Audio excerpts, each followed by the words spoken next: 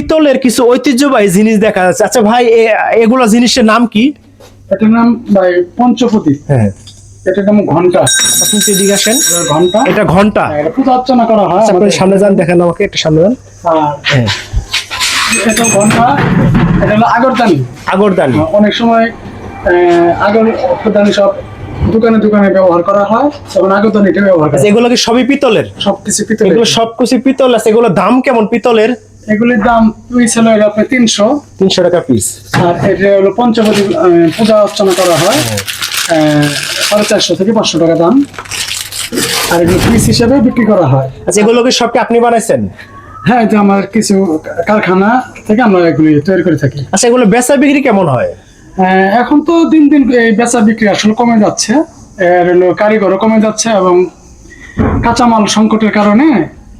আর যেহেতু হলো বেচা বিক্রি যদি আপনাদের মাঝে প্রচার হয় বা শেয়ার হয়, সেখানে দেখা যায় আবার আগের তুলনায় বেচা বিক্রি বেড়ে যাবে।